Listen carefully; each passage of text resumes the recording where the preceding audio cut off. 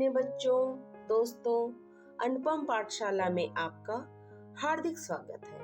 बच्चों, आपके ज्ञान को बढ़ाने के लिए अच्छी से अच्छी कहानी सुनाने को मैं वचनबद्ध हूँ। चलिए आज फिर से कहानियों की दुनिया में, जहाँ स्वस्थ मनोरंजन व ज्ञानवर्धक कहानियाँ सुन आपके ज्ञान में अवश्य वृद्धि होगी।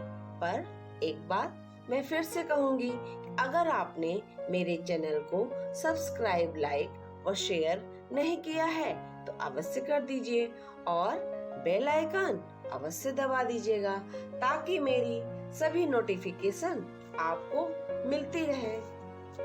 बच्चों, जैसा कि आप जानते हैं, हमारा देश भारत ऋषि मुनियों की पुण्य स्थली रहा है। यहाँ पर एक से बढ़कर एक महर्षि एवं वीर महापुरुष हुए हैं। उनके त्याग, तप और बलिदान की गाथाएं अत्यंत ज्ञानवर्धक और शिक्षाप्रद हैं। ऋषि मुनियों की प्रेरक गाथाएं हमारे आपके जीवन में संजीवनी बूटी के समान है। तो बच्चों, ऋषि मुनियों की कथा के अंतर्गत मैं आपको आज महर्षि वाल्मीकि की कथा सुनाने जा रही हूँ। ध्यान से सुनिएगा। बच्चों, वाल्मीकि जी का जीवन सीखने के लिए काफी है। उनका व्यक्तित्व साधारण नहीं था। वह अपने जीवन की एक घटना से प्रभावित होकर अपने पूरे जीवन का रास्ता ही बदल दिए और महान कवियों में से एक बने। महर्षि वाल्मीकि का नाम रत्नाकर था। उनका पालन पोषण जंगल में रहने वाली भील जाति में हुआ था। इस भील जाति ने अपने पालन पोषण के लिए राहगीरों को लूटने का काम अपनाया था। इसी कार्य को वाल्मीकि ने भी किया। यह राह पर चलने वालों का धन लूट लेते थे और विरोध करने पर मार भी देते थे। एक बार की बात है बच्चों, रत्नाकर ने नारद जी को बंदी बना लिया और कहा, जो कुछ तुम्हारे पास है यहाँ रख दो। भाई, हम साधुओं के पास क्या धरा है? यह लो। मैंने अपना कमंडल और झोला रख दिया। नहीं नहीं, जो धन छिपा रखा है वह भी निकालो, नहीं तो देखो इस भाले से तुम्हारा अंत कर दूंगा। भाई, तुम इतना पाप क्यों कमा रहे हो? जानते नहीं इसका फल तुम्हें अकेले ही भोगना पड़ेगा। मुझे बातों में मत फुसलाओ, मैं सब जानता हूँ। अपने परिवार को पालने के लिए ही तो मैं यह सब करता हूँ। यही मेरा धंधा है। भाई, तुम भूलते हो, तुम्हारे माता पिता, स्त्री, पुत्र कोई भी इस पाप का फल भोगने को तैयार नहीं है। यह कैसे हो सकता है? विश्वास न हो तो जाकर उनसे पूछ लो। अच्छा, मैं पूछने जाता हूँ, लेकिन तुम्हें पेड़ से बांध कर ही जाऊंगा, कहीं तुम भाग न जाओ। उसने जाते ही माता के चरणों को छुआ और पूछा, माँ, यह जो मैं दिन रात राह चलते यात्रियों को लूट लूट कर सारे कुटुंब का पालन करता हूँ, इस कर्म का फल हम सब मिलकर भोगेंगे ना? माता पुत्र के सिर पर हाथ फेरती हुई बोली, पुत्र, जो जैसा करता है वैसा भरता है। हमें पालना तुम्हारा कर्तव्य है, चाहे कैसे भी धन कमा कर लाओ। परंतु यदि तुम बुरा काम करते हो तो उसका फल तो तुम्हें अकेले ही भोगना है। रत्नाकर का हृदय कांप गया।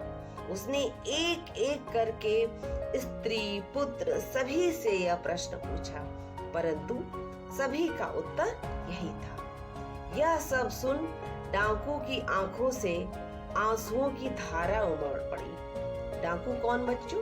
वही रत्नाकर, जो लोगों को लूटता था। वह लौट पड़ा और महात्मा नारद को वृक्ष से खोलकर अपने आंसुओं से उनके चरणों को भिगो दिया। ऋषि ने उसे ढांढस बंधाते हुए कहा, तुमने अब देख लिया ना कि जो बुरे काम तुम करते हो उसका फल और दंड भी तुम्हें ही भुगतना पड़ेगा। बेटा, जैसा करोगे वैसा ही फल पाओगे। हाँ महाराज, मेरी आंखें खुल गईं। मुझे अब अपने चरणों में स्थान दीजिए।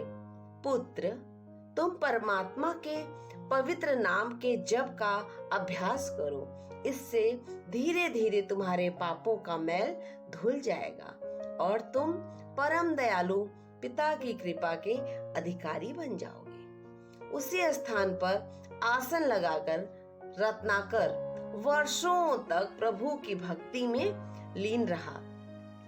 तपस्या करते करते उनके शरीर पर दीमकों ने घर बना लिया और वे वाल्मीकि कहलाए।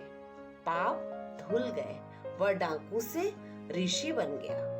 एक बार ऋषि वाल्मीकि भागीरथी गंगा के जल में स्नान कर अपने आश्रम को लौट रहे थे।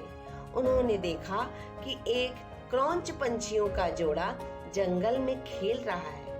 ऋषि की आंखों के सामने ही एक शिकारी ने तीर मारकर एक पक्षी को गिरा दिया। अपने साथी के मरते ही दूसरा पक्षी विलाप करने लगा। ऋषि से पक्षी का दुख न देखा गया। वे अपने को रोक न सके।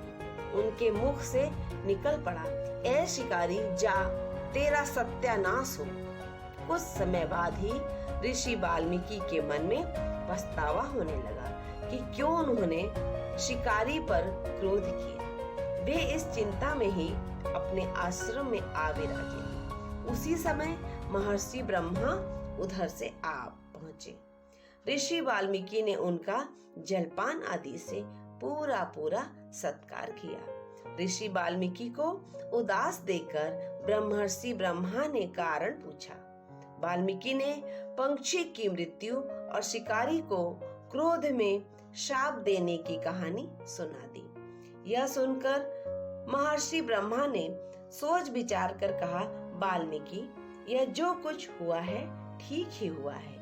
ये जो शब्द तुम्हारे मुख से निकले हैं, यहीं से संस्कृत की कविता आरंभ होगी। इसी से तुम संस्कृत का सबसे पहला महाकाव्य रामायण शुरू करोगे। तुम संसार में आदि कवि के नाम से प्रसिद्ध होगे। मर्यादा पुरुषोत्तम राम का चरित्र तुम्हारी कविता में युगों युगों तक घर घर गाया जाएगा। महर्षि ब्रह्मा अपने आश्रम को लौट आए। ऋषि वाल्मीकि ध्यान में बैठे तो श्री राम के जीवन की एक एक घटना उन्हें मानो प्रत्यक्ष दिखाई देने लगी। उन्होंने उसे लिखना शुरू किया। उधर वनवास से लौटने पर भगवान राम राजा बने। सीता देवी के संतान होने वाली थी। सीता देवी की इच्छा थी कि ऋषियों के आश्रम में कुछ समय शांति का जीवन बिताया जाए। राजा राम ने सीता देवी को वाल्मीकि ऋषि के आश्रम में पहुंचा दिया। इस पवित्र वायुमंडल में सीता देवी के दो पुत्र हुए, लव और कुश। ऋषि ने इन दोनों राजकुमारों को क्षत्रिय धर्म की पूरी शिक्षा दी और उन्हें योग्य बना दिया। समय पाकर वाल्मीकि ऋषि ने मर्यादा पुरुषोत्तम श्री राम का सारा जीवन चरित्र लिख दिया। वाल्मीकि रामायण बच्चों आज भी भारतीय सभ्यता का एक उत्तम ग्रंथ माना जाता है।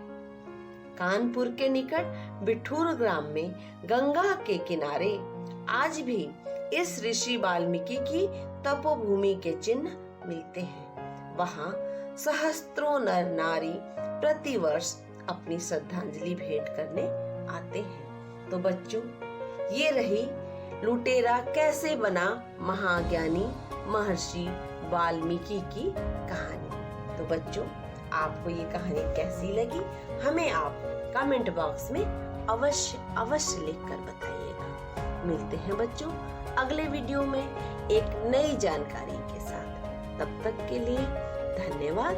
नमस्कार।